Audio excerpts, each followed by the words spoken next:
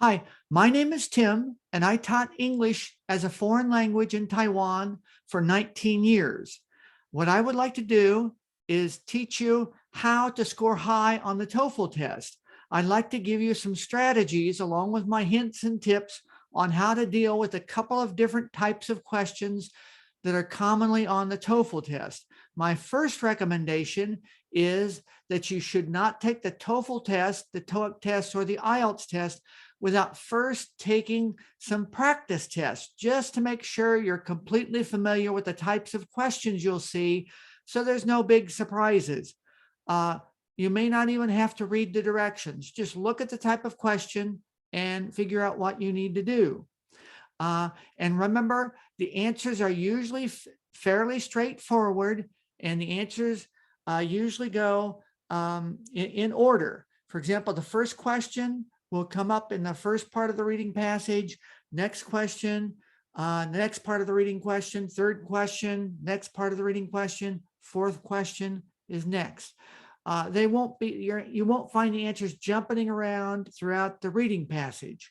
They'll go in order, which will help you out and save you some time. Often you may not have to read the entire reading passage first. In fact, I would recommend that you look at the questions first before you read through the reading passage. You may not have to read the whole reading passage. You can find the paragraph or find the statements in the reading passage that you're looking for to answer the questions. And usually the answers to the questions are in specific statements in the reading passage. However, there are a few exceptions. I will go over the exceptions now, which are in two types of questions. One are the inference questions, and the next are the exception or not there questions. Let me share a screen with you to show you those types of questions. Here we go. Well, here's the reading passage. It's about hotels. And if we go down here, earlier we went through questions 1, 2, 3, 4, and 5. Now we're going to go through questions 6 and 7. If you look at question number 6, it says it can be inferred from the passage. The same type of question could also say it's suggested in the passage, or it can be implied in the passage. What that means is it's not directly stated in the passage exactly, not directly stated. It's indirectly stated. You can infer it or imply it from the passage, in which case you may have to read the passage they're talking about. Number 6 asks you for, it can be inferred from the passage that early hotel keepers in the United States were.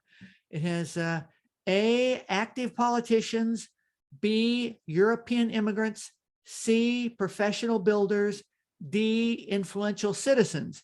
Now, this is a little bit trickier kind of questions. What you need to be aware of is the answer choice.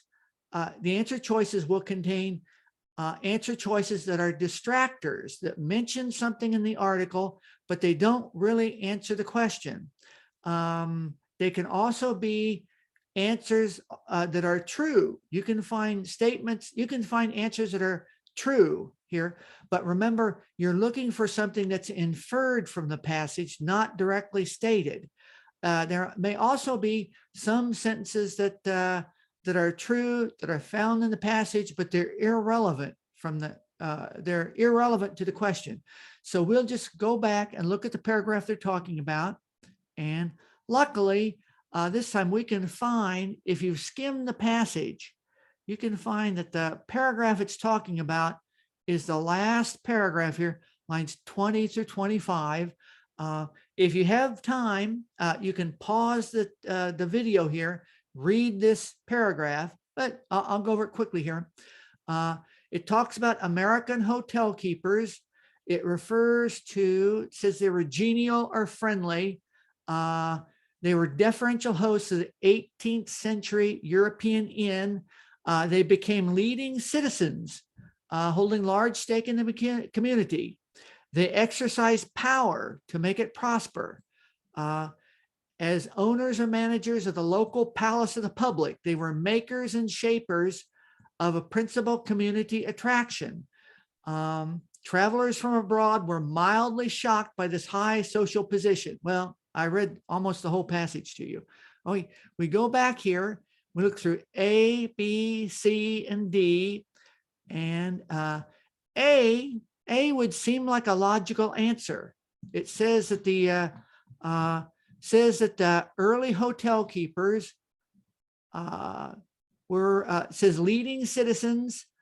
They call them managers of the local palace of the public. They were makers and shapers of a principal community attraction. So A sounds like a good possible choice, active politicians. B, it says European immigrants, but in the passage, it mentions European inns. Let's see. Yeah, European inns. So it uses the word European, but it doesn't say they're European immigrants. So we'll just mark that out.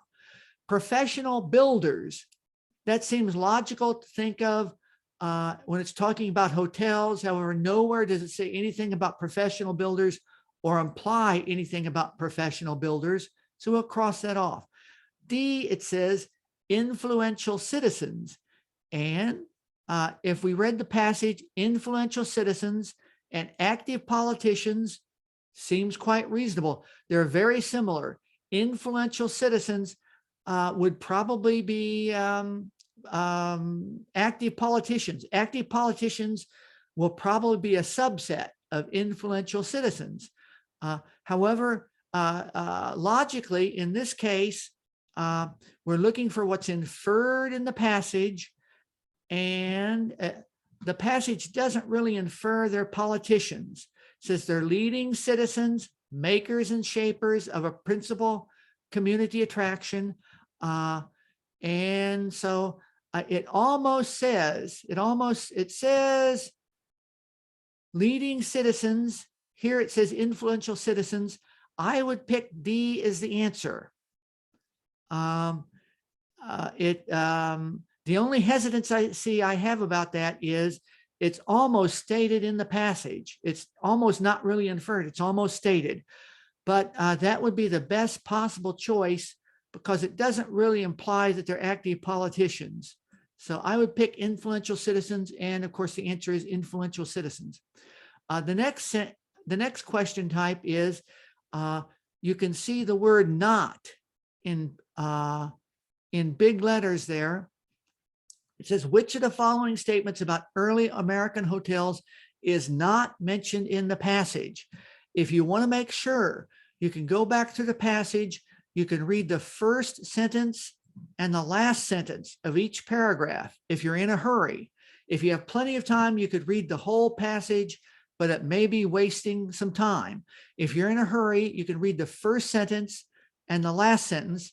The first sentence is called the topic sentence, and it introduces the main ideas that are in that paragraph. The last sentence is the conclusion, which should restate the main idea in the paragraph. So read the first sentences of each paragraph, the last sentence, you'll get the main ideas. And we look back at number 7. It says, A, travelers from abroad did not enjoy staying in them. It's talking about American hotels. Statement A, it doesn't make sense. It's not logical that there would be American hotels that travelers do not like to stay in. It's possible, but it doesn't sound reasonable. B, conventions were held in them. We know that one is true from an earlier question about the National Republican Party. People use them for both business and pleasure. Makes perfect sense. We know conventions were held in them. Hotels are often used for pleasure, people staying in them. D, they were important to the community. The last paragraph we read in answering number 6 said exactly that. So we have B, C, and D stated in the passage. We know they're there. So the one that's not is the one we X'd out. Travelers from abroad did not enjoy staying in them. So the answer would be A. And the best strategy on dealing with this type of question is, since it's asking you for what is not there, you have to go back, skim through the passage.